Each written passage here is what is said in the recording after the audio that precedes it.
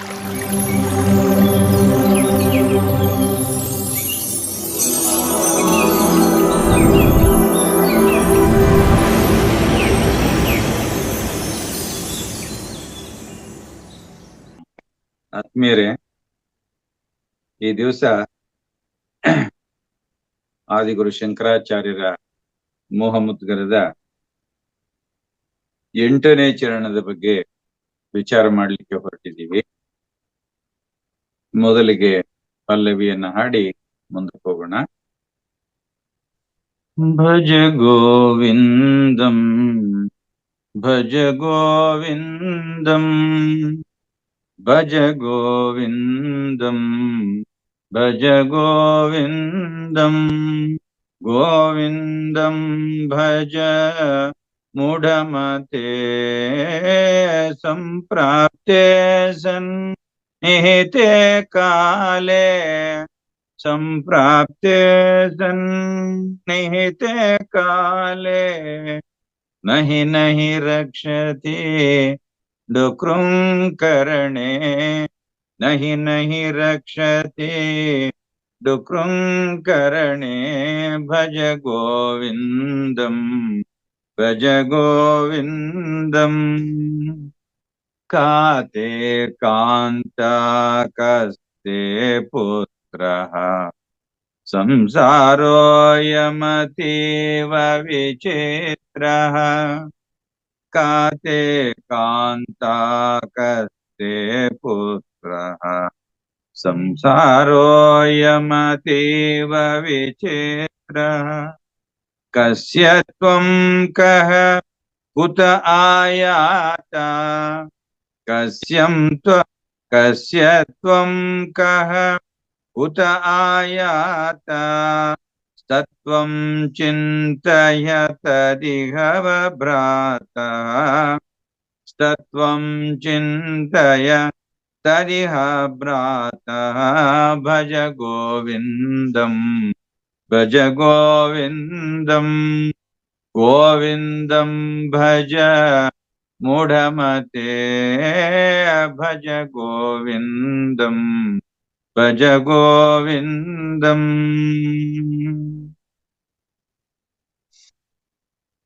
ಆತ್ಮೀಯರೇ, ಈ ಚರಣದ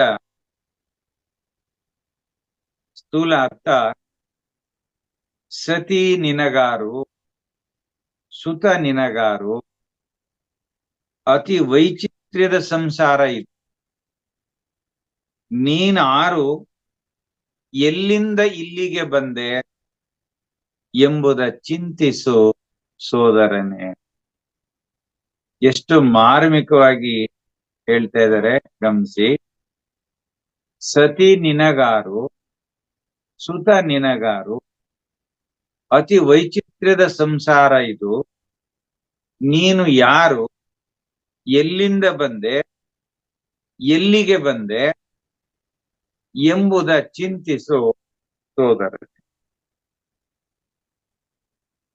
ಈ ಚರಣದಲ್ಲಿ ಬಹಳಷ್ಟು ವಿಶಾಲವಾದಂತಹ ವಿಚಾರಗಳು ಅಡಗಿವೆ. ಪ್ರತಿಯೊಬ್ಬನ ಮೇಲೂ ಕೌಟುಂಬಿಕವಾದಂತಹ ಬಂಧನ ಪರಿಣಾಮಕಾರಿಯಾದ ಪ್ರಭಾವವನ್ನು ಬೀರುತ್ತೆ. ಈ ಮಾತನ್ನ ಯಾರು ಅಲ್ಗಳೆಯೋ ಹಾಗಿಲ್ಲ. ಏನಾಗಂದ್ರೆ, ಕೌಟುಂಬಿಕ ಬಂಧನ ಅಂದ್ರೆ ನನ್ನ ಹೆಂಡತಿ, ನನ್ನ ಮಕ್ಕಳು, ನನ್ನ ಗಂಡ, ನನ್ನ ಕುಟುಂಬ, ನನ್ನ ಬಂಧು, ನನ್ನ ಬಳಗ ಅಂತಕ್ಕಂಥ ಬಂಧನ ಪ್ರತಿಯೊಬ್ಬರ ಮೇಲೂ ಬೀರುತ್ತೆ. ಇದನ್ನು ಯಾರು ಅಲ್ಗಳೆಯೋ ಹಾಗಿಲ್ಲ.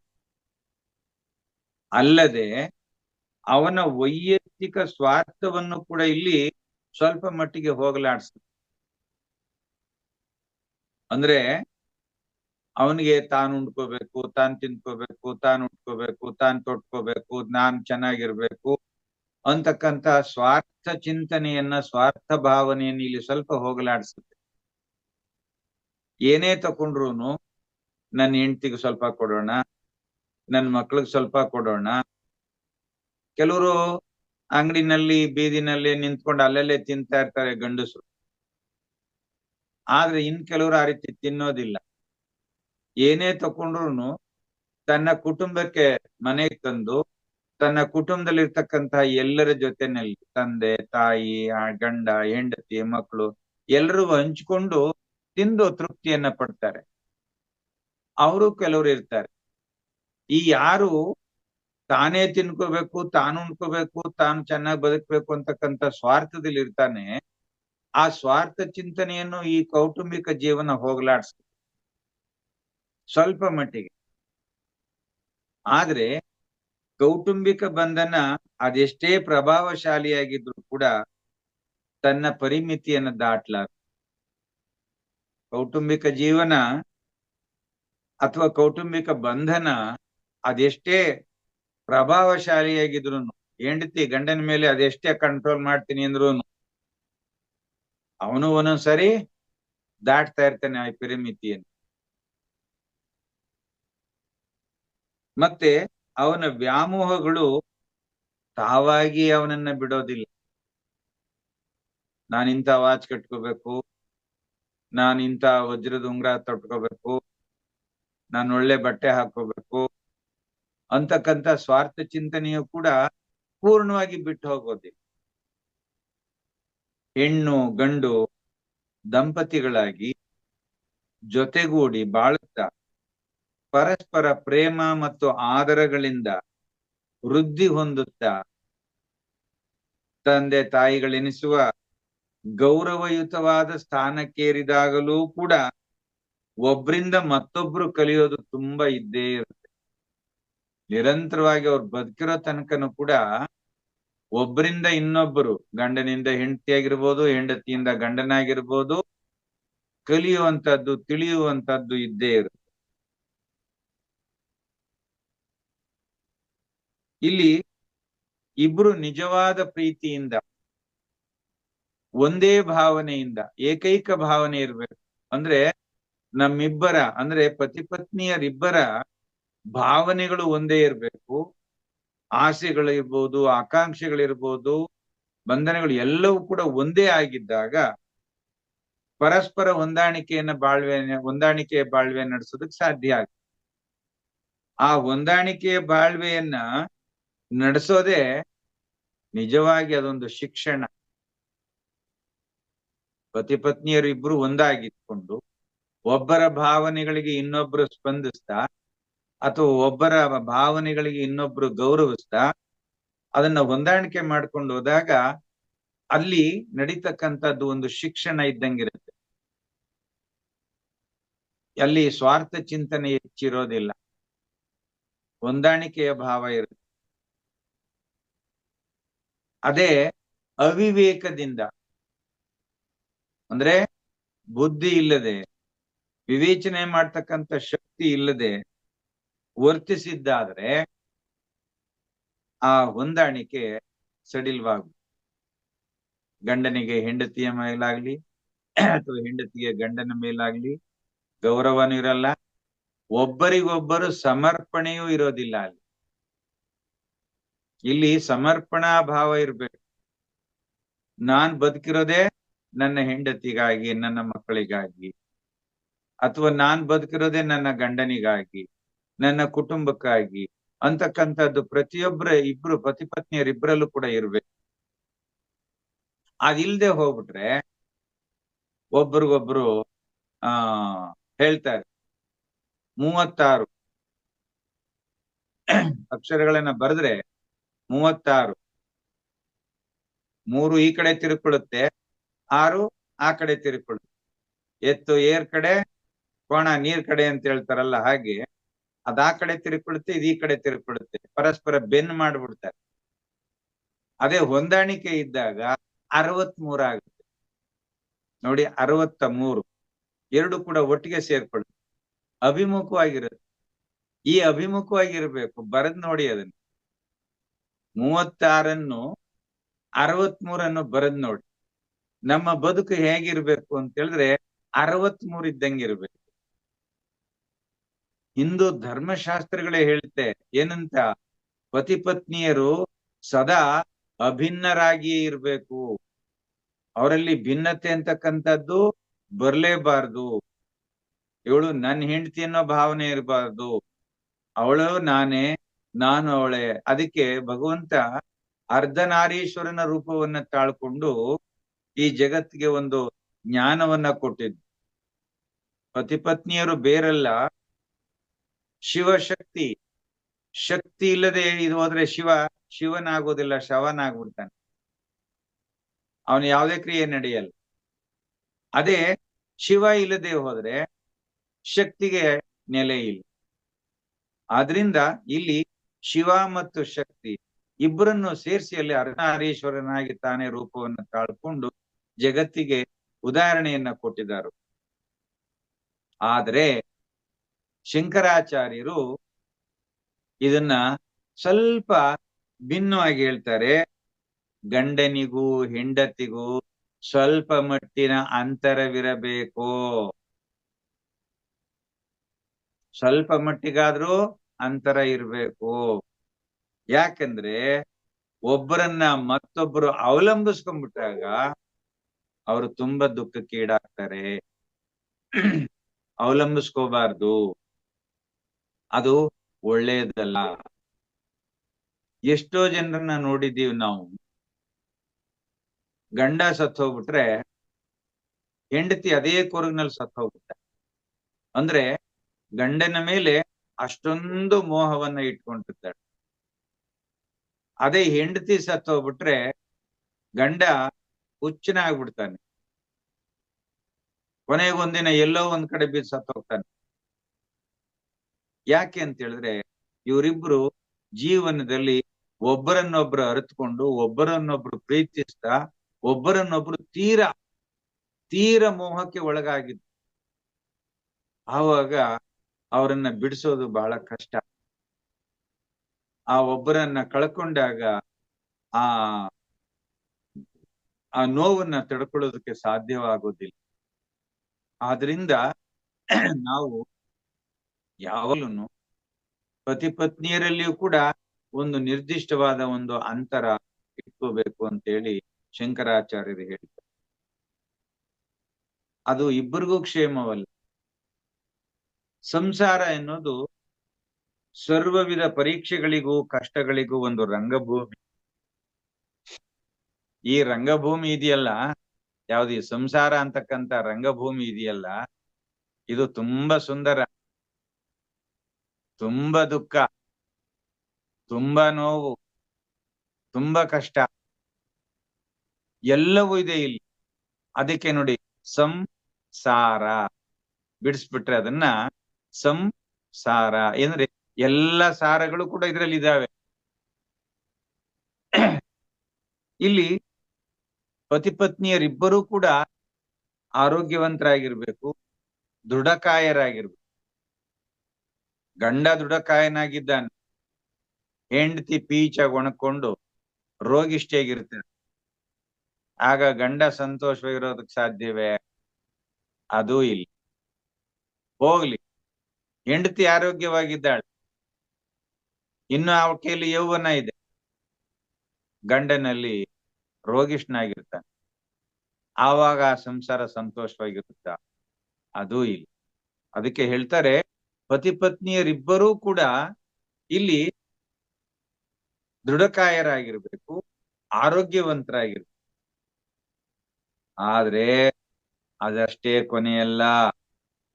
ಸಂಸಾರಕ್ಕೆ ಅಂಟಿಯೂ ಅಂಟದಂತೆ ಹೇಗೆ ತಾವರೆ ಕೆಸರಿನಲ್ಲೇ ಹುಟ್ಟಿ ಕೆಸರಿನಲ್ಲೇ ಬೆಳೆದು ಕೆಸರನ್ನ ಅಂಟಿಸ್ಕೊಳ್ಳದಂತೆ ಹೇಗಿರ್ತದೋ ಹಾಗೆ ಸಂಸಾರದಲ್ಲಿ ಇದ್ದುಕೊಂಡು ಅಂಟಿಯೂ ಅಂಟದಂತಿರಬೇಕು. ಆ ರೀತಿ ಬಾಳನ್ನ ನಾವು ಸಾಗಿಸ್ಬೇಕು. ಅದೇ ನಿಜವಾದ ಜೀವನದ ಕಲಾಕ್ಷೇತ್ರ. ಎಂತ ಪದವನ್ನ ಬಳಸ್ತಾ ಇದ್ದಾರೆ, ಕಲಾಕ್ಷೇತ್ರ. ಆದರೆ ಅದನ್ನೇ ಬಾಳಿನ ಕಟ್ಟ ಕಡೆಯ ಗುರಿಯ ಮುಖ್ಯ ಕ್ಷೇತ್ರವೆಂದು ತಪ್ಪಾಗಿ ತಿಳಿಯಬಾರದು. ಕೇವಲ ಮದುವೆ ಮಾಡ್ಕೊಂಡ್ಬಿಟ್ಟೆ, ಒಂದ್ 2 ಮಕ್ಕಳಾಯ್ತು, ಒಂದ್ ಗಂಡು ಒಂದ್ ಹೆಣ್ಣು, ಆರ್ತಿಗೊಬ್ಬ ಕೀರ್ತಿಗೊಬ್ಬ, ಒಂದೊಳ್ಳೆ ಸಿಟಿ ಸೆಂಟರ್ ನಲ್ಲಿ ಒಂದು ಒಳ್ಳೆ 60-40 68 ಒಂದು ಮನೆ ಸೈಟ್ ಕೊಂಡ್ಕೊಂಡೆ, ಒಂದು ಒಳ್ಳೆ ಬಂಗ್ಲೆ ಕಟ್ಟಿಸ್ಕೊಂಡೆ, ಆನಂದವಾಗಿ ಒಬ್ಬೊಬ್ರಿಗೂ ಒಂದೊಂದು ರೂಮು, ಗೆಸ್ಟ್ಗಳು ಅಂದವ್ರಿಗೂ ಬೇಕಾದಷ್ಟು ರೂಮ್ಗಳು ಮಾಡಿಸ್ಬಿಟ್ಟೆ, ಅದ್ದೂರಿಯಾದ ಅರಮನೆ ಕಟ್ಸಿದೀನಿ, ಹಣ ಸಂಪಾದನೆ ಮಾಡಿದೀನಿ. ಅದಷ್ಟೇ ಜೀವನದ ಗುರಿಯಲ್ಲ. ಇಲ್ಲಿ ಬಾಳಿನ ಕಟ್ಟ ಕಡೆಯ ಗುರಿ ಬೇರೆ ಇದೆ ನೋಡಿ. ಮೊದಲಿಂದ ಶೃಂಗಾರ ರೂಪವಾಗಿ ತಕೊಂಡ್ ಬರ್ತಾ ಇದ್ದಾರೆ. ತಕೊಂಡ್ ಬಂದು ಮತ್ತೆಲ್ಲಿ ತಂದು ನಿಲ್ಲಿಸ್ತಾ ಇದ್ದಾರೆ ನಮ್ಮನ್ನ ನೋಡಿ. ತತ್ವಶಾಸ್ತ್ರದ ಎಲ್ಲ ಸಿದ್ಧಾಂತಗಳು ಜೀವಂತವಲ್ಲದ ಪ್ರಯೋಗಗಳಾದಾಗ ಅವು ಕೇವಲ ಕಾಲ್ಪನಿಕ ಕಾವ್ಯಗಳಂತಾಗುತ್ತವೆ. ಎಂತ ಮಾತು ಹೇಳ್ತಾ ಇದ್ದಾರೆ. ತತ್ವಶಾಸ್ತ್ರದಲ್ಲಿ ಎಲ್ಲ ಸಿದ್ಧಾಂತಗಳು ಜೀವಂತವಲ್ಲದ ಪ್ರಯೋಗಗಳಾದಾಗ ಅವು ಕೇವಲ ಕಾಲ್ಪನಿಕ ಕಾವ್ಯಗಳಂತಾಗುತ್ತವೆ. ಹಿಂದೆ ಹೇಳಿದ್ರಲ್ಲ, ನಾನು ಯಾರು, ಎಲ್ಲಿಂದ ಬಂದೆ, ಹಿಂದೆ ನಾನಿಲ್ಲಿದ್ದೆ, ಈಗ ಯಾತಕ್ಕೆ ಬಂದಿದ್ದೀನಿ, ನನ್ನ ಮುಂದಿನ ಗುರಿ ಏನು, ಇದೇ ಮುಖ್ಯ ಉದ್ದೇಶ. ಅವರು ಪತಿ ಪತ್ನಿಯರಾಗಿರ್ಬೋದು, ತಂದೆ ಮಕ್ಕಳಾಗಿರ್ಬೋದು, ತಾಯಿ ಮಕ್ಕಳಾಗಿರ್ಬೋದು. ಮುಂದೆ ಹೇಳ್ತಾರೆ ಅದನ್ನು. ಜೀವನದ ಮೇಲಾಗಲಿ ಸಂಸ್ಕೃತಿಯ ಮೇಲಾಗಲಿ ಯಾವ ಪ್ರಭಾವವನ್ನು ಕೂಡ ಈ ಮೇಲೆ ನೋಡಿದಂತಾವು ನಮಗೆ ಯಾವುದು ಪ್ರಭಾವವನ್ನು ಬೀರೋದಿಲ್ಲ. ಆದ್ರಿಂದ ಸ್ತ್ರೀ ಪುರುಷರು ಪರಸ್ಪರ ವ್ಯಾಮೋಹದಿಂದ ಸಂಸಾರದ ಕೆಸರಿ ಇಳಿಯುವುದು ಸ್ವಾಭಾವಿಕ. ಗಂಡಸರು ಮತ್ತು ಹೆಂಗಸರು ವ್ಯಾಮೋಹದಿಂದ ಪರಸ್ಪರ ಒಬ್ಬರನ್ನೊಬ್ರು ಸಹಜವಾಗಿ ವ್ಯಾಮೋಹದಿಂದ ಸಂಸಾರ ಅಂತಕ್ಕಂಥ ಒಂದು ಕೆಸರಿಗೆ ಇಳಿಯೋದು ಸಹಜ. ಆದರೆ ಎಷ್ಟು ಸಹಜವಾಗಿ ಹಂಸಗಳು ಎಷ್ಟು ಸಹಜವಾಗಿ ನೀರಿನ ಕಡೆಗೆ ಆಕರ್ಷಿಸಲ್ಪಡ್ತವೆಯೋ ಅಷ್ಟೇ ಸಹಜವಾಗಿ ಮಾನವನ ಮನಸ್ಸು ಕೂಡ ಸಂಸಾರದ ಕಡೆಗೆ ಎಳಿತಾ ಹೋಗುತ್ತೆ. ಹಂಸಗಳು ಸಾಮಾನ್ಯವಾಗಿ ನೋಡಿ ಆಕಾಶದಲ್ಲಿ ಹಾರಾಡ್ತಾ ಇರುವಂತವು ಎಲ್ಲಾದ್ರೂ ಒಂದು ಒಳ್ಳೆ ಸರೋವರನೋ ಅಥವಾ ಎಲ್ಲಾದ್ರೂ ಒಂದು ನದಿಯೋ ಅಂತದ್ದು ಸಿಕ್ಬಿಟ್ರೆ ತಕ್ಷಣ ಇಳಿದು ಬಿಡ್ತವಂತೆ. ಇಳಿದ್ಬಿಟ್ಟು ಆ ನೀರಿನಲ್ಲಿ ಆಟ ಆಡೋದಕ್ಕೆ ಪ್ರಯತ್ನ ಮಾಡ್ತವೆ. ಹಾಗೆ ನಾವು ಕೂಡ ಏನ್ ಮಾಡ್ತಾ ಇದ್ದೀವಿ, ಸಂಸಾರ ಅಂತಕ್ಕಂತಹ ಬಂಧನದಲ್ಲಿ ಸಿಕ್ಕಾಕೊಂಡು ಅಲ್ಲೇ ಒದ್ದಾಡೋಕ್ ಪ್ರಯತ್ನ ಮಾಡ್ತೀವಿ. ಅದೇ ಸುಖ, ಅದೇ ಸಂತೋಷ ಅಂತಕ್ಕಂಥ ಭಾವನೆ. ಆದ್ರಿಂದ ತತ್ವಶಾಸ್ತ್ರ ಪ್ರತಿಯೊಬ್ಬನು ಅಲಿಪ್ತನಾಗಿ ಬಾಳುವ ತಂತ್ರವೊಂದನ್ನು ಬೋಧಿಸಬೇಕು. ತತ್ವಶಾಸ್ತ್ರ ಏನ್ ಮಾಡ್ಬೇಕಿಲ್ಲಿ, ಪ್ರತಿಯೊಬ್ಬನು ಕೂಡ ಅಲಿಪ್ತನಾಗಿ, ಅಂದ್ರೆ ಒಬ್ಬರನ್ನೊಬ್ಬರು ಪೂರ್ಣವಾಗಿ ಮೋಹದಿಂದ ಅಂಟ್ಕೊಳ್ಳದೆ, ಅಟ್ಯಾಚ್ಮೆಂಟ್ ಅಂತ ಹೇಳ್ತೀವಿ. ಈ ಅಟ್ಯಾಚ್ಮೆಂಟ್ ಅನ್ನ ಬಿಟ್ಟು ಡಿಟ್ಯಾಚ್ಮೆಂಟ್, ಅದರಿಂದ ಮುಕ್ತಿಗೊಳಿಸ್ಕೊಳ್ತಾ ಹೋಗ್ಬೇಕು. ಆ ತಂತ್ರವನ್ನೇ ಈ ಚರಣದಲ್ಲಿ ಶಂಕರಾಚಾರ್ಯರು ಹೇಳಿದರು. ಬುದ್ಧಿವಂತಿಕೆಯ ಪರಿಶೀಲನೆಯೊಂದೇ ತಪ್ಪು ಗ್ರಹಿಕೆಗಳಿಗೆ ಇರುವ ಪರಿಹಾರ. ಬುದ್ಧಿವಂತಿಕೆಯಿಂದ ಪರಿಶೀಲನೆ ಮಾಡ್ಕೊಳ್ತಾ ಹೋಗ್ಬೇಕು. ಆಗ ನಮ್ಮ ತಪ್ಪು ಗ್ರಹಿಕೆಗಳು ಏನ್ ಅಂದ್ಕೊಂಡಿದ್ದೀವಿ ಅದಕ್ಕೆ ಪರಿಹಾರ ಸಿಗ್ತದೆ. ತಪ್ಪು ಗ್ರಹಿಕೆಗಳನ್ನು ಸರಿಯಾಗಿ ಪರಿಶೀಲಿಸುವ ಕ್ರಮವನ್ನ ಈ ಒಂದು ಚರಣದಲ್ಲಿ ಶಂಕರಾಚಾರ್ಯರು ಹೇಳಿದರು. ಯಾರು ನಿನ್ನ ಪತ್ನಿ, ಯಾರು ನಿನ್ನ ಮಗ ಎಂಬುದನ್ನು ಕುರಿತು ಆಲೋಚಿಸು ಎಂದು ಆಚಾರ್ಯರು ಹೇಳುತ್ತಾರೆ. ಈ ಪ್ರಶ್ನೆಗಳನ್ನು ಒಂದೊಂದಾಗಿ ಬಿಡಿಸಿ ನೋಡು. ಈ ಅನಿಶ್ಚಿತ ಬಾಳ್ವೆಯಲ್ಲಿ ಯಾರಿಗೆ ಮೊದಲು ಈ ಲೋಕವನ್ನು ಬಿಡುವ ಸರದಿ ಬರುವುದೆಂಬುದನ್ನು ಯಾರೂ ತಿಳಿಯರು. ಈ ಲೋಕವನ್ನ ಬಿಡ್ತಕ್ಕಂತಹ ಸರದಿ ಯಾರಿಗೆ ಯಾವಾಗ ಬರುತ್ತೆ ಅಂತಕ್ಕಂಥದ್ದು ಯಾರಿಗೂ ಗೊತ್ತಿಲ್ಲ. ಯಾರಿಗೆ ಗೊತ್ತು? ಮೃತ್ಯು ನಿನ್ನನ್ನೇ ಮೊದಲು ಆರಿಸಿಕೊಳ್ಳಬಹುದು, ನಿನ್ನ ಪತ್ನಿ ವಿಧವೆಯಾಗಿ ಉಳಿಯಬಹುದು, ಆದ್ದರಿಂದ ಗಂಡ ಹೆಂಡತಿ ಜನಿಸುವುದೂ ಬೇರೆ ಬೇರೆಯಾಗಿ, ಗತಿಸಿ ಅಗಲುವುದೂ ಬೇರೆ ಬೇರೆಯಾಗಿ. ನೋಡಿ, ಹುಟ್ಟಿದಾಗ ನಾವಿಬ್ರು ಗಂಡ ಹೆಂಡ್ತಿರೋ ಅಂತ ಯಾರು ಹುಟ್ಕೊಳ್ಳಿಲ್ಲ. ಇಂಥವಳೆ ನನ್ನ ಹೆಂಡತಿ ಆಗ್ತಾಳೆ ಅಂತೂ ಗೊತ್ತಿರ್ಲಿಲ್ಲ. ಸಾಯುವಾಗ್ಲೂ ಕೂಡ ಹೆಂಡತಿಯನ್ನ ಜೊತೆಲಿ ಬಾ, ನಾನು ನೀನಿಬ್ರು ಒಟ್ಟಿಗೆ ಸಾಯೋಣ, ಇಷ್ಟು ವರ್ಷ ನಾವು ಒಟ್ಟಿಗೆ ಬದುಕಿದ್ದೀವಿ, ಇಷ್ಟು ವರ್ಷ ನಾವು ಸುಖ ಸಂತೋಷವನ್ನ ಸಮನಾಗಿ ಹಂಚ್ಕೊಂಡಿದ್ದೀವಿ, ಈ ಸಿರಿ ಸಂಪತ್ತನ್ನೆಲ್ಲ ಸಮನಾಗಿ ಹಂಚ್ಕೊಂಡು ಸುಖ ಪಟ್ಟಿದ್ದೀವಿ, ಹಾಗಾಗಿ ಜೊತೆಲಿ ಸಾಯೋಣ ಬಾ ಅಂತಂದ್ರೆ ಅವ್ರು ಬರಲ್ಲ. ಸಾಯುವುದು ಬೇರೆ ಬೇರೆಯಾಗಿ, ಹುಟ್ಟಿರುವುದು ಕೂಡ ಬೇರೆ ಬೇರೆಯಾಗಿ. ಆದ್ದರಿಂದ ಸಜ್ಜನರಾದ ಪ್ರಯಾಣಿಕರು ಒಬ್ಬರಿಗೊಬ್ಬರು ನೆರವಾಗಿ ಪ್ರಯಾಣ ಮಾಡುವಂತೆ. ಒಂದ್ ಬಸ್ನಲ್ಲಿ ಪ್ರಯಾಣ ಮಾಡ್ತಾ ಇದ್ದೀವಿ, ನಮ್ ಪಕ್ಕದ ಸೀಟ್ನಲ್ಲಿ ಯಾರೋ ಅಪರಿಚಿತರು ಬಂದು ಕೂತ್ಕೊಳ್ತಾರೆ, ಅವ್ರನ್ನ ಮಾತನಾಡಿಸ್ತೀವಿ. ನಾವೇನಾದ್ರು ಒಂದಿಷ್ಟು ತಿಂಡಿ ಅಥವಾ ಏನಾದ್ರು ಒಂದಿಷ್ಟು ಜ್ಯೂಸೋ ಪಾನೀಯಗಳನ್ನ ಬಾಟಲ್ ತಂದಿದ್ರೆ ನಾವು ತಿನ್ನುವಾಗ ಅವ್ರಿಗೂ ಸ್ವಲ್ಪ ಕೊಡ್ತೀವಿ. ಬಹಳ ಪ್ರೀತಿಯಿಂದ ಮಾತಾಡ್ಕೊಂಡು ಪ್ರಯಾಣ ಮಾಡ್ತಾ ಇರ್ತೀವಿ. ಅವ್ರ ಸ್ಟಾಪ್ ಬರ್ತಿದ್ದ ಹಾಗೆ ಅವ್ರು ಇಳಿದೊಟ್ಟೋಗ್ಬಿಡ್ತಾರೆ.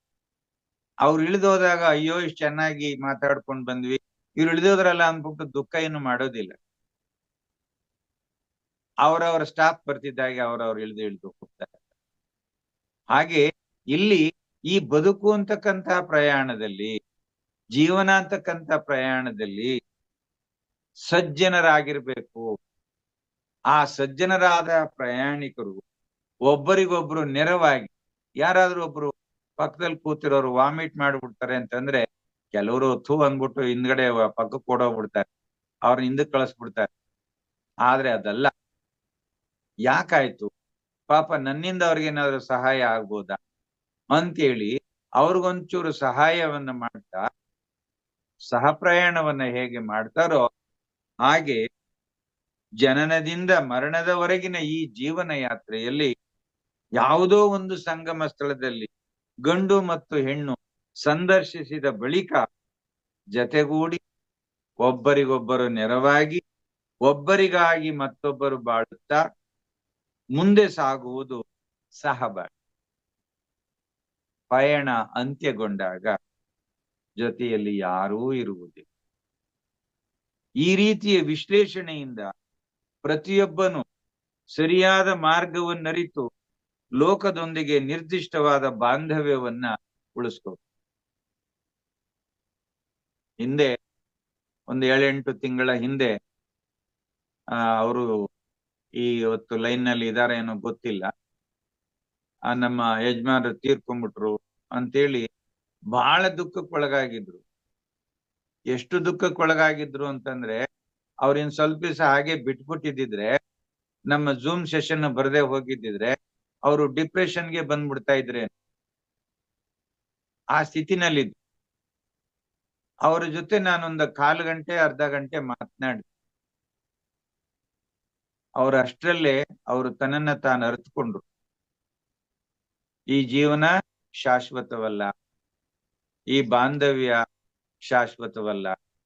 ಇವತ್ತು ನಾನೇನು ಈ ಚರಣದಲ್ಲಿ ನಾನು ವಿವರಣೆಯನ್ನು ಮಾಡ್ತಾ ಇದ್ದೀನಿ, ಇದನ್ನೇ ಆವತ್ತು ಬೇರೆ ರೀತಿಯಲ್ಲಿ ಅವ್ರ ಹತ್ರ ಆ ವಿಚಾರವನ್ನ ಮಾತನಾಡಿದಾಗ ಅವರು ಸರಿ ಹೋದ್ರು. ಇವತ್ತು ಆನಂದವಾಗಿದ್ದಾರೆ. ಅವರ ಮುಂದೆ ಅನೇಕ ಸಮಸ್ಯೆಗಳು ಬಂದ್ರು ಕೂಡ ಅದನ್ನ ಎದುರಿಸ್ತೀನಿ, ನಾನು ನಿಲ್ತೇನೆ ಅಂತೇಳಿ ದಕ್ಷತೆಯಿಂದ ಅವರು ಇವತ್ತು ಆನಂದವಾಗಿದ್ದಾರೆ. ನಿಜಕ್ಕೂ ಇವತ್ತು ಅವರನ್ನ ನಾನು ನೆನಪು ಮಾಡ್ಕೊಳ್ತೀನಿ. ಇದಾರ ಏನೋ ಗೊತ್ತಿಲ್ಲ, ಇದ್ರೆ ಸಾಧ್ಯವಾದ್ರೆ ಆಮೇಲಿಂದ ಅವರು ಮಾತನಾಡಿ. ಆದ್ರಿಂದ ಈ ರೀತಿಯ ವಿಶ್ಲೇಷಣೆಯನ್ನು ನಾವು ಪ್ರತಿಯೊಬ್ಬನು ಮಾಡಿಕೊಂಡು ಲೋಕದ ಜೊತೆಯಲ್ಲಿ ನಾವು ನಿರ್ದಿಷ್ಟವಾದಂತಹ ಬಾಂಧವ್ಯವನ್ನು ಉಳಿಸ್ಕೋಬೇಕು, ಅತಿಯಾದ ಬಾಂಧವ್ಯವನ್ನು ಉಳಿಸ್ಕೋಬಾರ್ದು. ಇಷ್ಟರ ತನಕ ಸತಿ ಮತ್ತು ಪತಿ ಇಬ್ಬರದಾಯ್ತು. ಇನ್ನು ಸತಿ ಸುತ, ಸತಿಯನ್ನು ಬಿಟ್ಟ ಸುತರ ಕಡೆಗೆ ಹೋದ. ಮಗನ ವಿಚಾರವೂ ಇದೇ ರೀತಿ. ನಿನ್ನ ಮಗನೊಡನೆ ನಿನಗಿರುವ ಸಂಬಂಧವನ್ನು ವಿಶ್ಲೇಷಿಸಿ ನೋಡಿದಾಗ ಮಗ ನಿನ್ನವನಾದದ್ದು ಅವನು ಹುಟ್ಟಿದ ನಂತರವೇ. ಅವನು ಹುಟ್ಟುವ ತನಕ ಇಂಥ ಮಗ ಹುಟ್ಟತಾನೆ ಅಂತ ನನಗ್ ಗೊತ್ತಿರ್ಲಿಲ್ಲ. ಅವನ್ ಹೀಗೆ ಇರ್ತಾನೆ ಅಂತಲೂ ನನಗ್ ಗೊತ್ತಿರ್ಲಿಲ್ಲ. ಅವನ್ ಏನಾಗಿದ್ನೋ ಏನೋ ಯಾರಿಗ್ ಗೊತ್ತು. ಅವನು ಹುಟ್ಟಿದ ಮೇಲೆ ಓ ಇವನು ನನ್ನ ಮಗ ಅಂತ ನಾನು ಗುರುತಿಸ್ತೀನಿ. ಆತ ಹುಟ್ಟುವುದಕ್ಕೆ ಮುಂಚೆ ನಿನ್ನಲ್ಲಿ ಯಾವ ರೀತಿ ಇದ್ದ ಅವನು? ಒಂದು ವೀರ್ಯಾಣು, ಕಣ್ಣಿಗೆ ಕಾಣಿಸದೇ ಇರತಕ್ಕಂತಹ ಅತಿ ಸೂಕ್ಷ್ಮವಾದ ಒಂದು ವೀರ್ಯಾಣುವಾಗಿದ್ದ. ಆ ವೀರ್ಯಾಣು ಉಂಟಾದದ್ದಾದ್ರೂ ಎಲ್ಲಿಂದ ಉಂಟಾಯ್ತದು? ಆಹಾರದಿಂದ. ಆಹಾರ ಎಲ್ಲಿಂದ ಉತ್ಪತ್ತಿ ಆಯಿತು? ಸಸ್ಯದಿಂದ. ಸಸ್ಯ ಎಲ್ಲಿಂದ ಬೆಳೀತು? ಮಣ್ಣಿನಿಂದ. ಅಂದ್ರೆ ಒಂದು ಮಣ್ಣಿನ ಇಂಟೆಯಲ್ಲಿ ನಾನು ಅಡಗಿದ್ದೆ. ನಾನು ಸಸ್ಯದ ಮೂಲಕ ಬೆಳೆದು ಆಹಾರದ ರೂಪವನ್ನು ತಾಳಿ, ಆಹಾರದಿಂದ ನನ್ನ ತಂದೆಯ ದೇಹವನ್ನು ಪ್ರವೇಶ ಮಾಡಿ, ನನ್ನ ತಂದೆಯ ದೇಹದಲ್ಲಿ ವೀರ್ಯಾಣುವಾಗಿ ಪರಿವರ್ತನೆಯನ್ನು ಹೊಂದಿ, ಆ ವೀರ್ಯಾಣು ತಾಯಿಯ ಗರ್ಭದಲ್ಲಿ ಸೇರಿ, ಆ ತಾಯಿಯ ಗರ್ಭದಲ್ಲಿ ಈ ದೇಹವನ್ನು ಧಾರಣೆ ಮಾಡಿಕೊಂಡು ನಾನು ಹುಟ್ಟಿ. ಹೀಗೆ ಒಬ್ಬ ತಂದೆಗೂ ಮಗನಿಗೂ ಇಲ್ಲಿ ಎಷ್ಟು ಚೆನ್ನಾಗಿ ವಿವರಣೆ ಕೊಡ್ತಾ ಇದ್ದಾರೆ ಅಂದ್ರೆ, ನೀನು ಒಂದು ಮಣ್ಣಿನ ಇಂಟೆಯಾಗಿದ್ದೆ, ನಿನ್ನ ಮಗನೂ ಕೂಡ ಒಂದು ಮಣ್ಣಿನ ಇಂಟೆ. ಆ ಎರಡು ಮಣ್ಣಿನ ಇಂಟೆಗಳ ನಡುವೆ ಯಾವುದೇ ಪ್ರೀತಿಯೂ ಇಲ್ಲ, ಬಂಧನವೂ ಇಲ್ಲ. ಹಾಗಿದ್ದ ನಾವು ಈ ದೇಹಧಾರಣೆಯನ್ನ ಮಾಡಿಕೊಂಡು ಬಂದ ಮೇಲೆ ಮೋಹಕ್ಕೆ ಒಳಗಾಗಿದ್ದೀವಿ. ಮಗ ಸತ್ತೋಗ್ಬಿಟ್ರೆ ಅಯ್ಯೋ ಎಷ್ಟೋ ಜನ ತಂದೆ ತಾಯಿಗಳು ಹುಚ್ಚರಾಗ್ಬಿಡ್ತಾರೆ. ಪುತ್ರ ಶೋಕಂ ನಿರಂತರಂ ಅಂತ ಹೇಳ್ತಾರೆ. ಪುತ್ರ ಶೋಕ ಅಂತಕ್ಕಂಥದ್ದು ನಿರಂತರ. ಅವ್ರು ಬದುಕಿರೋ ತನಕ ಆ ಕೊರಗಿನಲ್ಲೇ ಸತ್ತು ಹೋಗ್ಬಿಡ್ತಾರೆ. ಮತಿಭ್ರಮಣೆ ಆಗ್ಬಿಡುತ್ತೆ. ಆದ್ರಿಂದ ಎಷ್ಟು ನೇರವಾಗಿ ಹೇಳ್ತಾ ಇದ್ದಾರೆ, ನೀವಿಬ್ರು ಈ ದೇಹವನ್ನ ಧಾರಣೆ ಮಾಡೋದಕ್ಕಿಂತ ಮುಂಚೆ ಏನಾಗಿದ್ರಿ ನೀವು? ಒಂದೊಂದು ಮಣ್ಣಿನ ಇಂಟೆಗಳಾಗಿದ್ರಿ. ಆ ಮಣ್ಣಿನ ಇಂಟೆಗಳು ಇವತ್ತು ದೇಹಧಾರಣೆಯನ್ನು ಮಾಡ್ಕೊಂಡು ಬಂದಿವೆ. ಅಷ್ಟೇ ಹೊರತು ನೀ ಬೇರೆ ಏನು ಅಲ್ಲ. ನೀನು ತಿಂದ ಆಹಾರದಿಂದ ಆಹಾರ ದೊರೆತದ್ದು ಭೂಮಿಯಿಂದ. ಈಗ ಮಣ್ಣಿಂದ ಎಂಟೆ, ಅದರ ನಾನಾ ರೂಪಗಳಾದ ಆಹಾರ, ವೀರ್ಯ, ಭ್ರೂಣ ಮತ್ತು ಶಿಶು ಇತ್ಯಾದ ರೂಪಗಳಲ್ಲಿ ಕಾಣಿಸಿಕೊಡುತ್ತದೆ. ಆದ್ದರಿಂದ ಮಣ್ಣಿನ ರೂಪಾಂತರದ ಕಡೆಯ ರೂಪವೇ ಶಿಶು ಎಂದಾಯಿತು. ಮಣ್ಣಿನ ರೂಪಾಂತರದ ಕಡೆಯ ರೂಪವೇ ಒಂದು ಮಗುವಾಯಿತು. ಇದನ್ನೆಲ್ಲ ನೋಡಿದ್ರೆ ನಾನು ತಂದೆ ಅಂತ ಜಂಬ ಕೊಚ್ಕೊಳ್ಳೋದ್ರಲ್ಲಿ ಏನಿದೆ? ತಂದೆ ಅಂತ ಅಹಂಕಾರ ಪಟ್ಕೊಳ್ಳೋದ್ರಲ್ಲಿ ಏನಿದೆ? ಅಧಿಕಾರ ಮಾಡೋದ್ರಲ್ಲಿ ಏನಿದೆ ಅಂತ? ನಥಿಂಗ್. ಹೀಗೆ ಮಣ್ಣಿನ ಎಂಟೆ ಮತ್ತೊಂದು ಮಣ್ಣಿನ ಎಂಟೆಗೆ ಅಂಟಿಕೊಂಡಂತೆ ಈ ತಂದೆ ಮಕ್ಕಳ ಸಂಬಂಧ. ಇದೆಂತ ಸೋಜಿಗ, ಇದೆಂತ ಮಾಯಿ. ಯಾವುದೋ ಕಾಲದಲ್ಲಿ ಮಣ್ಣಿನ ಹೆಂಟೆಯಾಗಿ ಬಿದ್ದಿದ್ದದ್ದು ಈ ದೇಹವನ್ನು ಧಾರಣೆ ಮಾಡಿಕೊಂಡು ಇವತ್ತು ರೂಪಾಂತರ ಹೊಂದಿ ತನ್ನಿಂದ ಮತ್ತೊಂದು ಮಗುವನ್ನ ಪಡೆದು ಅದಕ್ಕೆ ಮೋಹಕ್ಕೆ ಅಂಟ್ಕೊಂಡಿದ್ದೀವಲ್ಲ. ನಮ್ಮ ಇಡೀ ಜೀವನವನ್ನ ಆ ಮಕ್ಕಳಿಗೋಸ್ಕರ ನಾವು ಮುಡುಪಾಗಿಡ್ತೀವಿ.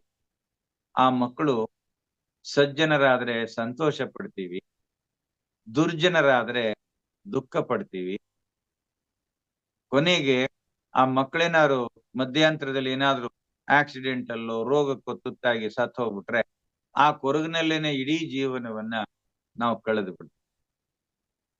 ವಿಚಾರಮತಿ ಇಲ್ಲದವನಿಗೆ ಸಂಸಾರದಲ್ಲಿ, ಈ ಜೀವನದಲ್ಲಿ ಹೆಚ್ಚು ಆಕರ್ಷಣೆ.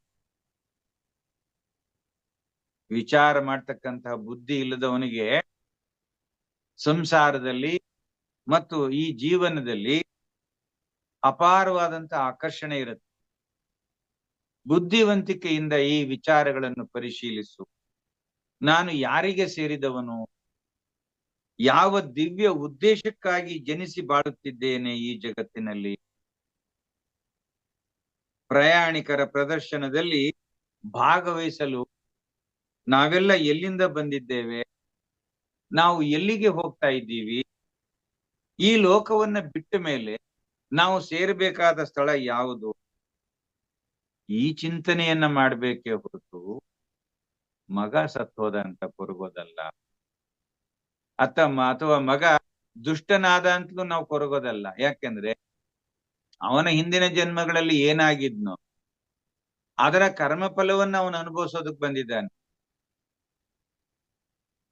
ನಾನ್ ನೋಡಿದ ಮಟ್ಟಿಗೆ ಎಷ್ಟೋ ದೊಡ್ಡ ದೊಡ್ಡ ಪ್ರೊಫೆಸರ್ಗಳಾಗಿದ್ದು, ತುಂಬಾ ಸಂಸ್ಕಾರವಂತರಾಗಿದ್ದು, ಅವ್ರ ಮಕ್ಕಳು ದರೋಡೆಕೋರರಾದ್ರು.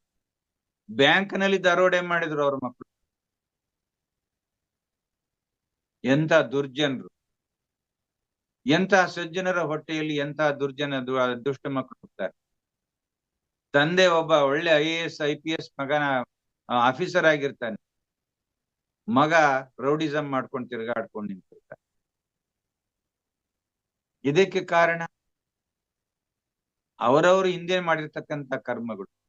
ಮಗ ಹಿಂಗಾಗೋದಲ್ಲ ಅಂತ ಕೊರಗ್ತಾ ನಾನ್ ಕೂತ್ಕೊಂಡ್ರೆ ನಾನು ಅನೇಕ ರೋಗಗಳಿಗೆ ತುತ್ತಾಗಿ ನಾನು ಕೂಡ ಆ ಕರ್ಮಗಳ ಬಂಧನದಲ್ಲಿ ಸಿಕ್ಕಾಕೊಂಡು ನರಳಾಡಬೇಕಾಗುತ್ತೆ. ಆದ್ರಿಂದ ಈ ಬಂಧನಗಳಿಂದ ನೀನು ಬಿಡಿಸ್ಕೊಂಡು ಈಚೆ ಬಾ ಅಂತ ಹೇಳ್ತಾ ಇದ್ದಾರೆ. ನಾವು ಬಂದ ಸ್ಥಳ ಯಾವುದು? ಎಲ್ಲಿ ಬಂದಿದೀವಿ ನಾವು? ಮತ್ತೆ ನಾವು ಹೋಗ್ತಾ ಇರೋದು ಎಲ್ಲಿಗೆ ಅಂತ ನಾವು ತಿಳಿದ ಮೇಲೆ ಈಗ ಮತ್ತು ಇಲ್ಲಿ ಈ ಎರಡು ಶಬ್ದಗಳನ್ನ ಶಂಕರಾಚಾರ್ಯರು ತಮ್ಮ ಭಜಗೋವಿಂದನಲ್ಲಿ ಹೆಚ್ಚು ಹೆಚ್ಚಾಗಿ ಬಳಸ್ತಾ ಹೋಗ್ತಾರೆ. ನಮ್ಮ ನಿರ್ದಿಷ್ಟವಾದ ಕರ್ತವ್ಯ ಯಾವುದು? ಇಲ್ಲಿ ಅಂದ್ರೆ ಈ ಲೋಕದಲ್ಲಿ ನಮ್ಮನ್ನ ಆವರಿಸ್ಕೊಂಡಿರ್ತಕ್ಕಂತಹ, ನಮ್ಮೊಂದಿಗೆ ಸಾಕ್ತಕ್ಕಂತಹ ವಸ್ತುಗಳನ್ನ ಕುರಿತು ಮತ್ತೆ ಜೀವಿನ ಕುರಿತು, ಅದು ಪತ್ನಿ ಪುತ್ರರಾಗಿರ್ಬೋದು, ಪ್ರಾಣಿಗಳಾಗಿರ್ಬೋದು, ಯಾವುದಾದ್ರೂ ಆಗಿರ್ಲಿ, ಶಾಶ್ವತವಾದ ವಿಚಾರಗಳನ್ನ ಕುರಿತು ನಮ್ಮ ದೃಷ್ಟಿ ಯಾವುದಾಗಿರ್ಬೇಕು ಅಂತಕ್ಕಂಥ ಪ್ರಶ್ನೆಗಳನ್ನ ಕೊಟ್ಟು ಹೇಳ್ತಾ ಇದ್ದಾರೆ. ಓ ಸೋದರ, ಇಲ್ಲಿ ಶಂಕರಾಚಾರ್ಯರು ಒಬ್ಬ ಗುರುವಾಗಿ ಆ 7 ಚರಣಗಳ ತನಕ ಗುರು ಶಿಷ್ಯನಿಗೆ ಬೋಧಿಸುವಂತೆ ಬೋಧಿಸಿದ್ರು.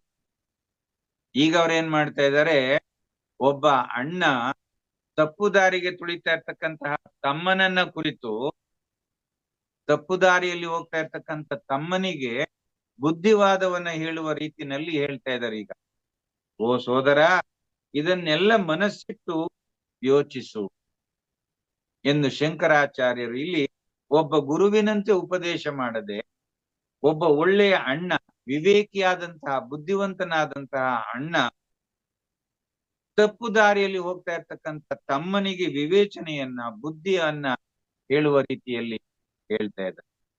ಇಲ್ಲಿ ಭ್ರಾತಃ ಅಂತಕ್ಕಂಥ ಶಬ್ದವನ್ನ ಬಳಸಿದ್ರು. ಭ್ರಾತ ಅಂತಂದ್ರೆ ತಮ್ಮ ಅಂತ.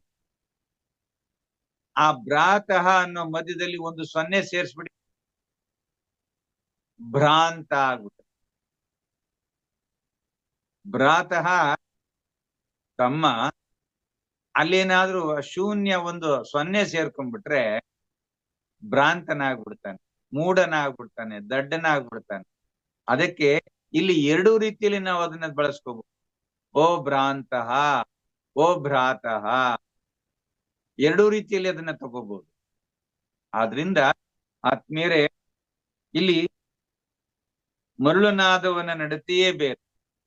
ದಡ್ಡತನದಿಂದ ಭ್ರಾಂತನಾಗಿ ಜಗತ್ತಿನಲ್ಲಿ ಕಾಣುವ ಬಾಹ್ಯ ವಸ್ತುಗಳ ವ್ಯಾಮೋಹಕ್ಕೆ ಒಳಗಾಗಿ ಯಾವುದನ್ನ ಸರಿಯಾಗಿ ತಿಳ್ಕೋಬೇಕೋ ಅದನ್ನ ಬಿಟ್ಟು ಸರಿಯಾಗಿ ತಿಳಿದುಕೊಳ್ಳದೇನೆ, ಹೇಗೆ ನಡ್ಕೋಬೇಕೋ ಆ ರೀತಿ ನಡ್ಕೊಳ್ದೇನೆ ಇರುವವನು ಒಬ್ಬ ಮರುಳನೇ ಸರಿ. ಅವನೊಬ್ಬ ದಡ್ಡ, ಅವನು ಬುದ್ಧಿವಂತನಲ್ಲ, ಅವನೊಬ್ಬ ಮೌಢ್ಯ. ಆ ಮೌಢ್ಯತೆಯಿಂದ ಈಚೆ ಬಾ. ನೀನು ಬುದ್ಧಿವಂತನಾಗು, ವಿವೇಕಿಯಾಗು, ವಿರಕ್ತನಾಗು. ಎಂತಹ ಶಬ್ದಗಳನ್ನ ನಾವಿಲ್ಲಿ ಕಾಣ್ತಾ ಇದ್ದೀವಿ ಈ ಒಂದೇ ಒಂದು ಚರಣದಲ್ಲಿ. ಆದ್ರಿಂದ ಆತ್ಮೀಯರೇ, ಈ ಜಗತ್ತಿನಲ್ಲಿ ಹುಟ್ಟಿರ್ತಕ್ಕಂತಹ ಪ್ರತಿಯೊಬ್ಬರು ಕೂಡ ಬಹಳ ವಿಚಾರವನ್ನ ಮಾಡ್ಬೇಕಾಗತ್ತೆ. ಈ ಚರಣದಲ್ಲಿ ಶಂಕರಾಚಾರ್ಯರು ಹೇಳ್ತಾ ಇರ್ತಕ್ಕಂಥ ಮಾತುಗಳ ವಿಚಾರ ಮಾಡಿ ಕೊನೆಗೆ ನಾವು ಆ ಮೋಹ ಪಾಶಕ್ಕೆ ಸಿಕ್ಕಾಕೋಬೇಕಾ ಬೇಡವಾ ಅನ್ನೋದನ್ನು ಕೂಡ ನಾವು ವಿವೇಚನೆ ಮಾಡ್ಬೇಕು. ಆ ವಿವೇಚನೆಯನ್ನ ಮಾಡಿಕೊಂಡು ನಾವು ವಿವೇಕಿಗಳು, ವಿರಕ್ತರೂ ಆಗಿ ಬದುಕುವಂತೆ ಮಾಡ್ತಾ ಇರ್ತಕ್ಕಂತಹ ಈ 8ನೇ ಚರಣಕ್ಕೆ ನಾನು ಮಂಗಳಾಚರಣೆಯನ್ನು ಮಾಡ್ತಾ ಇದ್ದೇನೆ. ಹರಿವು. ನಮಸ್ತೆ ಗುರುಗಳೇ. ತುಂಬಾ ಅದ್ಭುತವಾದ ಚರಣ. ಈಗ ಬೆಳಿಗ್ಗೆ ನಮಸ್ತೆ. ಈಗ ಮೇಡಮ್ ಬೆಳಿಗ್ಗೆ ಇದ್ರ ಬಗ್ಗೆ ಮಾತಾಡೋದು, ಕರ್ಮಚಕ್ರದ ಬಗ್ಗೆ, ಅದು ಇದು ಸಾಮರಸ್ಯ ಹತ್ತತ್ರವೇ ಇತ್ತು ಅಂತ ಅನಿಸ್ತು. ಈ ಗಂಡ ಹೆಂಡತಿ ಬಗ್ಗೆ ಹೇಳಿದ್ರಿ. ಈ ಗಂಡ ಹೆಂಡತಿ ಅನ್ನೋದ್ರಲ್ಲಿ ಗಜಗೋವಿಂದಮಲ್ಲಿ ಕಲಾಕ್ಷೇತ್ರವಾಗಿರ್ಬೇಕು ಅಂತ. ಸಾಮರಸ್ಯ ಇಲ್ದೇನೆ ಕುರುಕ್ಷೇತ್ರ ಆಗ್ತಾ ಇದೆ ಸಂಸಾರದಲ್ಲಿ. ಅದಕ್ಕೆ ಡೈವರ್ಸ್ಗಳು ಕುರುಕ್ಷೇತ್ರ ಆಗ್ತಾ ಇದೆ. ಆಮೇಲೆ ಇಬ್ಬರು ನಡುವೆ ಎರಡು ಬಂಡಿ ಚಕ್ರದಂಗಿರ್ಬೇಕು. ಕೆಲವರು ಹೇಳ್ತಾರೆ ಒಂದು ಹಾಸ್ಯವಾಗಿ, ಗಂಡ ಹೆಂಡತಿ ಅನ್ನೋದು 2 ಚಕ್ರ ತರ ಇರ್ಬೇಕು ಅಂತ. ಅದು ಚಕ್ರ ಒಂದು ಟ್ರಾಕ್ಟರ್ ಚಕ್ರ, ಒಂದು ಸೈಕಲ್ ಚಕ್ರ ಆಗ್ಬಿಟ್ರೆ ಹೆಂಗಿರುತ್ತೆ ಹೇಳಿ? ಹಂಗಾಗ್ಬಿಟ್ಟಿರೋದ್ರಿಂದ ಸಂಸಾರದಲ್ಲಿ ಇದಾಗ್ತಲ್ಲ. ತುಂಬಾ ಅದ್ಭುತವಾಗಿ ಹೇಳಿದ್ರಿ. ಆಮೇಲೆ ನಮ್ದು ಅತಿಯಾದ ವ್ಯಾಮೋಹ, ಅಯ್ಯೋ ನನ್ನ ಹೆಂಡತಿ, ಅಯ್ಯೋ ನನ್ ಮಗ ಎಲ್ಲೋ ಹುಡ್ತಾನೆ. ನೋಡಿ, ನೀವೊಂದು ಅದ್ಭುತವಾದ ಮಾತು ಹೇಳಿದ್ರಿ. ಈಗ ನನ್ ಮಗ ಅವನು ಹುಟ್ಟಕ್ಕಿಂತ ಮುಂಚೆ ಅವ್ನು ಏನಂತ ಗೊತ್ತೇ ಇಲ್ವಲ್ಲ. ಅವ್ನು ಹುಟ್ಟದ್ಮೇಲೆ ನನ್ನ ಅಪ್ಪ ಆಗಿದ್ದು, ಅವ್ನು ನನ್ ಮಗ ಆಗಿದ್ದಲ್ವಾ ಅಂತ ತುಂಬಾ ಅದ್ಭುತವಾದ ಸಂದೇಶ ನೀಡಿದ್ರಿ. ಆಮೇಲೆ ನಮ್ದು ಅತಿಯಾದ ವ್ಯಾಮೋಹ ಇರ್ತದೆ, ಅಯ್ಯೋ ನಾನಿದ್ರೆ ನನ್ನ ಹೆಂಡತಿ, ನಾನಿದ್ರೆ ನನ್ ಮಗ ಅಂತ. ಇಂದಿರಾ ಗಾಂಧಿ ಇದ್ರೇನೆ ಇಂಡಿಯಾ ಅಂತಿದ್ರು. ಇಂದಿರಾ ಗಾಂಧಿ ಸಹ ತುಂಬಾ ವರ್ಷ ಆಯ್ತು, ಇಂಡಿಯಾ ನಡೀತಾನೆ ಇಲ್ವಾ? ನಾನು ಅನ್ನೋ ವ್ಯಾಮೋಹ ಬಿಡ್ಬೇಕು ಅಂತ ಅನಿಸ್ತು. ಇನ್ನು ಅದ್ಭುತವಾದ ಅಭಿವೃದ್ಧಿಯನ್ನ ಹೊಂದ್ಕೊಂಡು ಹೋಗ್ತಾ ಇದೆ. ಇಲ್ಲಿ ಯಾರು ಅನಿವಾರ್ಯವಲ್ಲ, ತಂದೆಗೆ ಮಗನೂ ಅನಿವಾರ್ಯವಲ್ಲ, ಮಗ ತಂದೆಗೂ ಅನಿವಾರ್ಯವಲ್ಲ. ಅವರವರ ಪಾತ್ರವನ್ನ, ಇದೊಂದು ನಾಟಕ ರಂಗ, ಕಲಾಕ್ಷೇತ್ರ ಅಂತ ಹೇಳಿ ಇದೊಂದು ನಾಟಕ ರಂಗ. ಈ ನಾಟಕ ರಂಗದಲ್ಲಿ ನಾವು ಪಾತ್ರಗಳನ್ನ ಅಭಿನಯಿಸೋದಕ್ ಬಂದಿದ್ದೀವಿ. ಒಬ್ಬೊಬ್ಬರಿಗೆ ನಾಟಕದ ಮೇಷ್ಟ್ರು ಒಬ್ಬೊಬ್ಬರಿಗೆ ಒಂದೊಂದು ಪಾತ್ರವನ್ನ ಕೊಟ್ಟಿದ್ದಾನೆ. ಆ ಪಾತ್ರವನ್ನ ನಿರ್ವಂಚನೆಯಿಂದ ಆ ಪಾತ್ರಕ್ಕೆ ಜೀವ ತುಂಬಿ ಅಭಿನಯಿಸೋದಷ್ಟೇ ನಮ್ ಕೆಲಸ.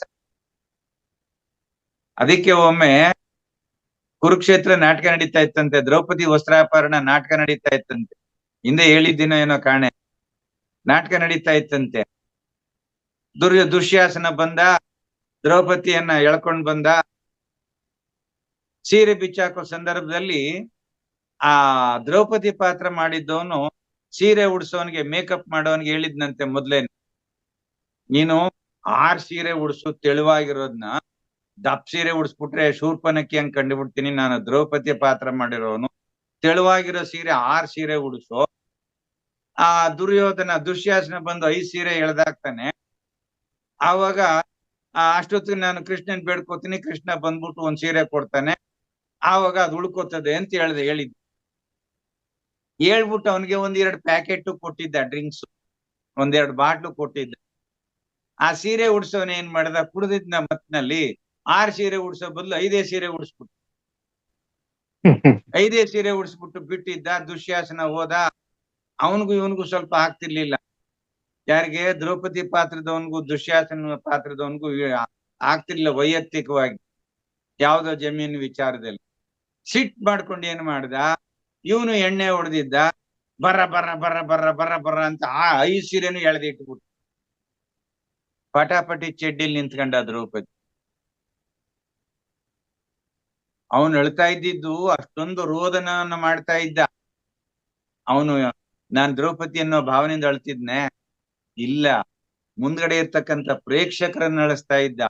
ಯಾವಾಗ ಸೀರೆಯನ್ನೇ ಎಳೆದಿಟ್ಬಿಟ್ಟ, ಚೆಡ್ಡಿಲ್ ನಿಂತ್ಕೊಂಡ್ನೆಲ್ಲ, ಅದ್ರಲ್ಲೂ ಬಿಡ್ಲಿಲ್ಲ. ಬಹಳ ಬುದ್ಧಿವಂತ ನಿಮ್ಮಂಗೆ. ಅವನೇನ್ ಮಾಡ್ದ, ಆಹಾ ಕೃಷ್ಣ ಪರಮಾತ್ಮ, ಸೀರೆ ಕೊಟ್ರೆ ಈ ದುಷ್ಟ ಎಳ್ದಾಕ್ಬಿಡ್ತಾನೆ ಅಂತ ಈ ಚೆಡ್ಡಿ ಕೊಟ್ಟಿದ್ದೀಯಲ್ಲಪ್ಪ, ಎಳ್ದಾಕು ತಾಕತ್ತಿದ್ರೆ ನಿನಗೆ ಅಂತಂದ. ಆಗ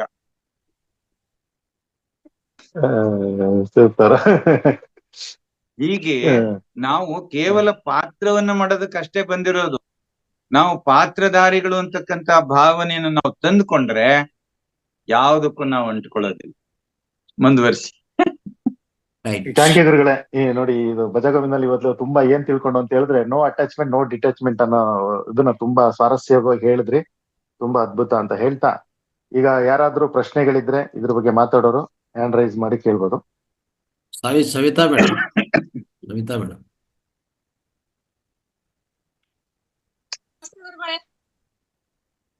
ಅಮ್ಮ ನಮಸ್ಕಾರ. ಮಾತಾಡಿ. ನಾನು ಈಗಷ್ಟೇ ಜಾಯ್ನ್ ಆಗಿನ್ರಿ, ಕೇಳಿದ್ರಿ. ಜೀವನದಲ್ಲಿ ಹಿಂಗೆಮ್ಮ ಬೇಕಾದಷ್ಟು ಮಿಸ್ ಆಗೋಯ್ತವೆ ನಮ್ಮಿಂದ.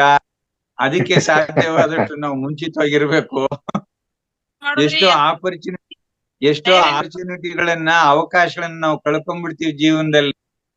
ಅದಕ್ಕೆ ಯಾವಾಗ್ಲೂ ಬಹಳ ಎಚ್ಚರಿಕೆಯಿಂದ ಇರ್ಬೇಕು, ಬಹಳ ಜಾಗರೂಕರಾಗಿರ್ಬೇಕು. ರೈಟ್. ಅಶ್ವಿನಿ ಮೇಡಮ್ ಮಾತಾಡಿ. ನಮಸ್ತೆ ಗುರುಜಿ. ನಮಸ್ಕಾರ. ಪ್ರತಿದಿನ ಆಧ್ಯಾತ್ಮಿಕ ಖುಷಿಯಾಗಿ ಆನಂದವಾಗಿ ನಾವು ಕೇಳ್ತೀವಿ, ನೀವ್ ಹೇಳ್ತೀರಾ. ಆಧ್ಯಾತ್ಮಿಕದ ಜೊತೆಲಿ ಹಾಸ್ಯ, ಅದು ಇನ್ನೂ ನಮಗೆ ಬೊಂಬಾಟ್ ಆಗಿರುತ್ತೆ, ಸೂಪರ್ ಆಗಿರುತ್ತೆ. ಇವಾಗ ನೀವೊಂದು ಹೇಳಿದ್ರಿ, ದುಶ್ಯಾಸನ ದ್ರೌಪದಿ ಅಂತ ಅನ್ಬಿಟ್ಟು, ಅದು ತುಂಬಾ ಚೆನ್ನಾಗಿತ್ತು ಗುರುಜಿ. ನೀವು ಸಾಂದರ್ಭಿಕವಾಗಿ ನೋಡಿ, ಅಷ್ಟೊತ್ತಿಂದ ಹೇಳಿದ್ದೆಲ್ಲ ಹೊಟ್ಟೋಯ್ತು. ಆ ದುಶ್ಯಾಸನ ಹೇಳಿದ್ ಮತ್ತೆ ಕುಳ್ಕೊಂಡ್ಬಿಡ್ತು. ಅದ್ ಹಂಗಾಗ್ಬಾರ್ದು, ಉಪ್ಪಿನಕಾಯಿಯ ಪ್ರಧಾನವಾಗಬಾರ್ದು. ಆ ಚರಣದಲ್ಲಿ ಬಂದಂತ ವಿಚಾರಕ್ಕೆ ಸುಮ್ನೆ ಒಂದ್ ಸೇರ್ಸಿದ್ದಷ್ಟೇ ಉದಾಹರಣೆಯಾಗಿ. ಆದ್ರಿಂದ ಮೇನ್ ಆಗಿ ನಾವು ಅದನ್ನೇ ತಗೋಬೇಕು. ಎಸ್ ಗುರುಜಿ, ಸಾರಿ, ಅದನ್ನೇ ತಗೊಳ್ಬೇಕಾಗಿತ್ತು. ಬಟ್ ಆದ್ರೆ ಪ್ರತಿಯೊಬ್ಬರಿಗೂ ಒಂದೊಂದು ಕಲೆ ಇರುತ್ತೆ. ನನಗೆ ಕಲೆ ಏನು ಅಂತಂದ್ರೆ ಈ ಆಕ್ಟಿಂಗ್ ಅನ್ನೋದು, ಈ ನಗ್ಸೋದು, ನಗೋದು, ಅದು ಇಷ್ಟ. ಆದ್ರಿಂದ ಅದು ತಗೊಂಡೆ, ಕ್ಷಮಿಸಿ. ನಿಜಕ್ಕೂ ಗುರುಜಿ, ಪ್ರತಿನಿತ್ಯ ಸಂಸಾರದ ಜೀವನದಲ್ಲಿ ನಡೆಯುವಂತಹ ಈ ಭಜಗೋವಿಂದಂ ನೀವೇನ್ ಹೇಳ್ತೀರಾ ಇವತ್ತು 8ನೇ ಚರಣದಲ್ಲಿ, ನಮಗೆ ಸಂಬಂಧಪಟ್ಟಂತಹ ನಮಗಾಗಿ ನಮಗೆ ಹೇಳ್ತಾ ಇದ್ದೀರನೋ ಅನ್ನಂಗೆ ಇರುತ್ತೆ. ನೀವ್ ಹೇಳ್ತೀರಾ, ಅಂದ್ರೆ ಮೊದಲೆಲ್ಲ ನಮ್ಗೇನೋ ಗೊತ್ತಿರೋದಿಲ್ಲ. ಏನಪ್ಪ ಹಿಂಗಾಗ್ತಾ ಇದೆ, ನಮ್ಮ ಅಣ್ಣ ಅಥವಾ ತಮ್ಮ ಯಾಕೆ ಹೀಗೆ, ಪ್ರಪಂಚದಲ್ಲಿ ನೋಡ್ತಾ ಇರ್ತೀವಿ ಸಾಮಾನ್ಯವಾಗಿ, ಅದೆಲ್ಲ ನಮ್ಗೆ ಗೊತ್ತೇ ಆಗ್ತಿರಲ್ಲ. ನಿನ್ನೆ ನಮ್ಮ ರಂಗನಾಥ್ ಗುರುಗಳು ತುಂಬಾ ಅದ್ಭುತವಾದ ಟಾಪಿಕ್ ಅನ್ನು ಕೊಟ್ರು. ಹುಟ್ಟು, ಜನನ, ಮರಣ ಅನ್ನೋದು, ಅದ್ರ ಮಧ್ಯೆ ನಿದ್ರೆ ಅನ್ನೋದು ಕೊಟ್ರು. ಅದರಲ್ಲಿ ಅರ್ಥ ಆಗಿದ್ದೇನು ಅಂದ್ರೆ, ಇವತ್ತು ಎರಡೂ ಕೂಡ ನೀವು ಕೊಟ್ಟಂತಹ ಭಜಗೋವಿಂದಂ 8ನೇ ಚರಣದಲ್ಲಿ ಎರಡೂ ಕೂಡ ಪೂರಕವಾಗಿತ್ತು ಗುರುಜಿ. ಹುಟ್ಟಿದ ಒಂದು 7 ವರ್ಷದಿಂದ 49 ವರ್ಷದವರೆಗೂ ನಮ್ಗೆ ಏನು ಗೊತ್ತಿರೋದಿಲ್ಲ. ಏನೇನೋ ಸಾಕಷ್ಟು ವಿಚಾರಗಳನ್ನ ನಾವು ತಿಳ್ಕೊಂಡ್ ಬರ್ತಾನೆ ಇರ್ತೀವಿ. ಆ ವಿಚಾರ ಮತ್ತೆ ಇವತ್ತು ನೀವು ಕೊಟ್ಟಂತಹ ವಿಚಾರ ಎರಡೂನು ನಮ್ಮೆಲ್ರಿಗೂ ಖುಷಿ ಅಂತ. ಈಗ ನೋಡಿ, ಎಷ್ಟೊಂದು ಹ್ಯಾಂಡ್ ರೈಸ್ ಬಂದಿದಾವೆ, ಎಲ್ರು ಕೂಡ ಮಾತಾಡೋದಿದೆ. ಸರಿ, ಥ್ಯಾಂಕ್ ಯು ಗುರುಜಿ. ತುಂಬಾ ಅದ್ಭುತವಾಗಿ ನೀವು ಕೊಡ್ತಾ ಇದ್ದೀರಾ. ಧನ್ಯವಾದಗಳು ಗುರುಜಿ. ಥ್ಯಾಂಕ್ಸ್.